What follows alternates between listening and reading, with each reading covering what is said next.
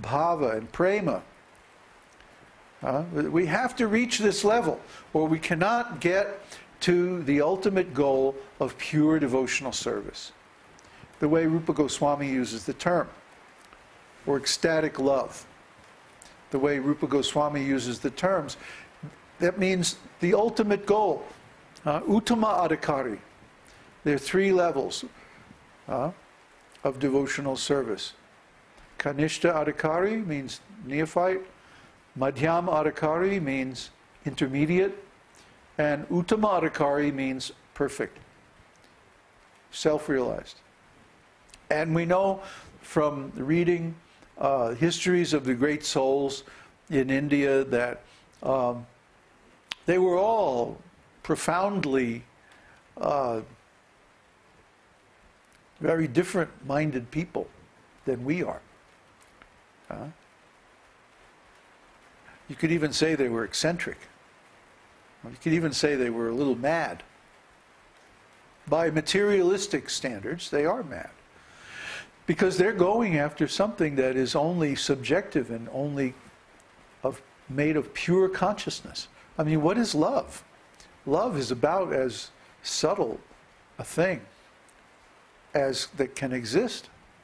Love is pure consciousness. Has anybody ever been in love? Have you ever been in love? Do you know anybody that's been in love? Did you see them when they were in love? Or do you remember being in love and how it felt? It's like everything is beautiful, right? Until you discover that, actually your lover is a member of the NRA or something like that. So, I didn't mean well, never mind. In the U.S., the NRA is the National Rifle Association. Oh, okay. So, he's Irish. So, or his body is anyway. The point is that you can be in love in the material world, but you always come crashing down again. It's like you can take some drug and you can get really high, and you can feel like, yeah, everything's great, and then you come down. But with devotional service, everything that you gain is eternal. You see? So once you attain it, you never come down. You never come down.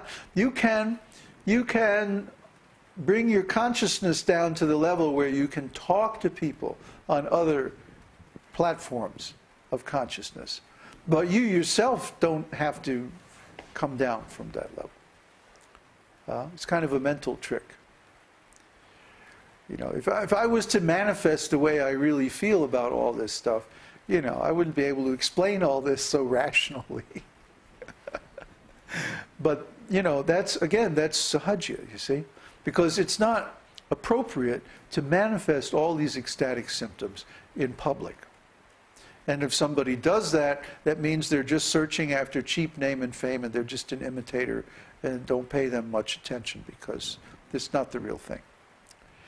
The real thing, just like when you get together with your beloved for enjoyment of loving pastimes, you don't go out in public, in the park or something. Well, they do here in Chile, but anyway, normal people,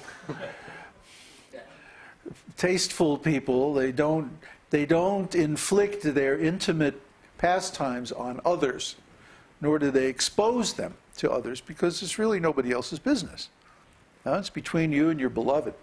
So, similarly, when one is in love with Krishna, he does not expose those intimate pastimes to others. They're private, they're confidential. They're not for public consumption. See, it's nobody else's business. Nobody else would understand anyway. See, I mean, Lord Chaitanya can do it because he's God and he can get away with anything. But even then, there were still many pastimes that he did not display in public. He displayed his kīrtan pastimes, but his pastimes of madness and like that were only manifested to very intimate devotees and disciples. And when he was out in public, he acted just like a perfectly ordinary sannyasi. See? And we follow that same principle. We don't believe in acting these things out in public. Because it's just nobody's business. It's between the devotee and Krishna. It's intimate pastimes, and it's not for public consumption. So don't accept these so-called devotees that put on a big show, and then, oh yeah, this is so advanced, we can't explain anything because it's all leela and blah, blah, blah. No. If they really know, if they really realize, they can sit down and explain everything perfectly, logically, and consistently from the beginning to the end. Just like we're doing. Just like Rupa Goswami is doing. Just like Prabhupada is doing. See? But the real question is, do you have the patience to sit through the entire explanation and understand everything properly? And then take the appropriate action. Let me explain what I mean by appropriate action. Suppose I were to tell you, let's say I'm a friend of your father. I'm your father's best buddy. And one day your father passes away. And after the funeral and everybody is through grieving and everything, one day I come to you and I tell you confidentially, your dad told me that he buried a large amount of gold under the foundation of your house. And knowing him was probably in the northeast corner. Thought you might want to know that. And then I would go my merry way. Now, what are you going to do? Any ideas? Get the shovel, right? The shovel and the compass. That would be an appropriate reaction. Huh? I just told you, basically I gave you the information. It's not like I took you by the hand and I grabbed the shovel and I dug it out for you. But I gave you the information that would allow you to dig it out for yourself. Huh? So similarly, this is what we're doing here. I can't attain devotional service or pure love of Krishna for you. I can't give it to you.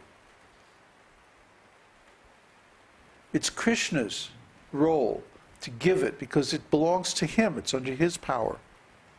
He only gives it to people that he really trusts and who he's very satisfied with. Okay? So what we're doing is we're giving the instructions. We're saying there's a great fortune, a great treasure, and it's buried in your heart. And you can dig it out by using these certain methods that change your consciousness. It's already there. It's waiting for you. It's your inheritance from your father, your spiritual father, God. If you really want this inheritance, here's what you have to do.